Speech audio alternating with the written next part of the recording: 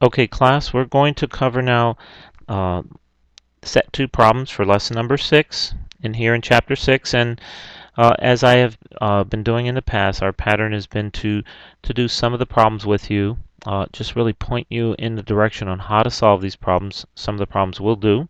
And let's start off with number 4. It says the following questions are about the equation y is equal to ax plus b, in which a and b are constant numbers. And the first question is, what are functions that have equations of this form called? Well, remember, we have various functions, and this one is a linear function. We know that this is going to be a straight line. It's not necessarily a direct variation. Remember, a direct variation would go through the origin, but it could certainly be one if it goes through. So it's a linear function. B, what kinds of graphs do such functions have? I know these are general questions, and you're saying, well, what do you mean, what kind? Well, we deal with a couple of kinds of graphs already, and we know that this one would be a straight line. Okay, that's what linear functions are. It's self-descriptive. Now, what does the number a represent? Now that's kind of funny, isn't it? The number a, you'd say the letter A. Well, it's really number a, meaning the a is a constant, and it actually asks the question also in D, what does the number b? A and b actually represent numbers. They're constant. So when we're talking about the form, what does the a represent and what does the b? Well, we know that a represents the slope and that b represents the y-intercept. Now, let's go on to number 5. What are the slopes and y-intercepts of the lines that have the following equations? If necessary, write the equation in slope-intercept form. Okay, so we're simply going to look for the y-intercept and the slopes. And in order to do so, we need to make sure that our equations are written in the slope-intercept form. And the first one obviously has it written that way. It's y is equal to ax plus 8x plus 3. And 8 would be the slope, and y-intercept would be 3. If we look at the second one, similar. The third one presents a minus 7, and we should rewrite that as plus negative 7. Okay, but if we look at this, we can see that there is no a value. Well, there is. It's hidden. It's a 1. So y is equal to x minus 7. And if we were to write that out up here real quick, we can convert that. Y is equal to x minus 7. We can change this into y is equal to 1x plus negative 7. Now we see our slope as being 1, and we see our y-intercept as negative 7. Now we have in D, y is equal to 6 times parentheses x minus 2. We need to perform our distributive rule here. The distributive property would allow us to multiply the 6 times x and the 6 times negative 2. And once we have it in slope-intercept form, we can then determine what our slope and y-intercept are. Now we have y is equal to x plus x. Oh, that's a tricky one. Well, what would that be? Well, let's go ahead. It's just simply not simplified. Let's go ahead and add. We would have y is equal to 2x. But we have no b, so we would simply add 0. Now we have our slope and our y-intercept. Y is equal to negative x. Again, we're missing our b component. In fact, we don't even see our a component, but we know that negative x is what? Well, that's negative 1 times x. And then again, let's add our b, which would be 0. So our slope would be negative 1, and our y-intercept would be 0. Y is equal to, we're on letter G, y is equal to 10 minus 3x. Well, y is equal to 10 minus 3x. We would have to rewrite this. Let's turn it around and say y is equal to, let's see, 10. Now, the book always shows us to turn this into an addition statement, and that's probably the safest way for us to do it first so that we don't lose our negative. So it's y plus negative 3x, and now we can simply flip it around and say y is equal to negative 3x plus 10. And now we have it in slope-intercept form. And our last one, y is equal to 4. Well, again, we're missing our x variable, so we can put that in there with 0 times x, as we did in our third x example, and as we were doing the lesson. So again, this is very important that you understand how to find your slope and y-intercept, and that's really what number 5 does.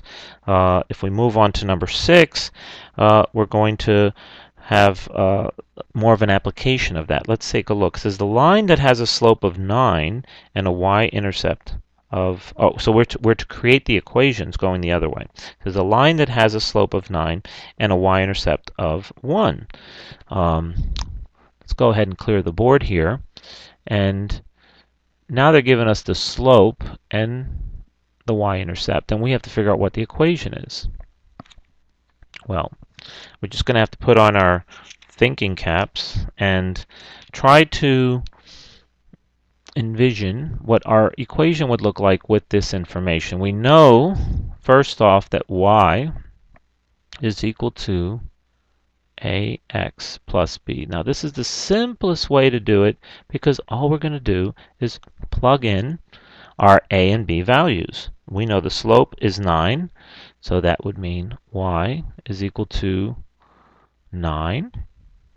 X, remember this is slope, and this is the y-intercept. And the only way you learn this is by doing it over and over. That's why we give you problems. So, if the slope is equal to 9, we would have 9x. And if the intercept, the y-intercept is 1, then our equation would be y is equal to 9x plus 1. Now let's take a look at our next one. We have a slope of 2/3 and a y-intercept of -6. Well, that means y is equal to slope of 2/3. That will be 2/3 x, and it says plus -6. So we know plus -6. We could simply say -6. Okay. Now, if you wrote plus -6, that would be fine. But really, we want to simplify, and we really want to write it in the form that we would understand it without having too many plus and minus and having to figure out what's really going on. So this is really the more acceptable form to write 2/3 x minus 6. So the line has a slope of, this is letter C, a slope of -4 and contains the point 0, 7. Now we're really being challenged here. So how would we do that? Well, we know that the slope is -4, right? And so that would be -4x, right? Now, we're told that it has a point of 0, 7. So let's take a look over here and find out what that means. Well, 0, and we'll go all the way up to 7, so the point would be here, which happens to be our y-intercept. That means if this is the point, the y-intercept, then we know that this is over here. That would be plus 7. So they kind of twisted it around a little, and they made us think. You could have gone straight to the graph, or you may have just recognized it by looking. I say, oh, I know that's the y-intercept. Why? Because the x value is equal to 0. Okay, that's a lot of quick thinking. Don't have to quick think. We can just go to our graph and find it and say, here's our y-intercept. Okay, what's E? Well, the line that has a slope of 0 and intersects the y-axis at -8. Well, let's go over here and write that out. That will be y is equal to a slope of 0. So it will be 0 times x, and that will be plus -8, which we know would be -8.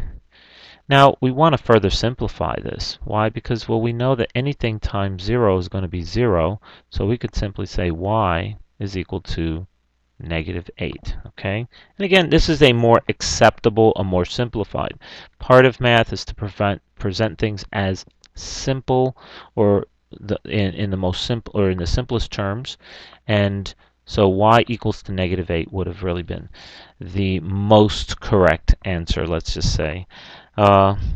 And we have in letter F the x-axis. Now that's a tough one. What do we mean the x-axis? Well, what is the x-axis? Well, that's this line right here, right? So, if we were just on this, well, what would the y-intersect be? Well, we know the y-intersect, right, would be 0. And what would be the slope? Well, the slope of a horizontal line is 0, so it would kind of look like this, right? It would be y is equal to 0 times x. 0 times x would be the slope. It's a horizontal line. And the y-intercept is 0, so it would look like this, right? Y is equal to 0 times x plus 0. And what's 0 times x? Well, that's 0, so y equals 0 would be the answer.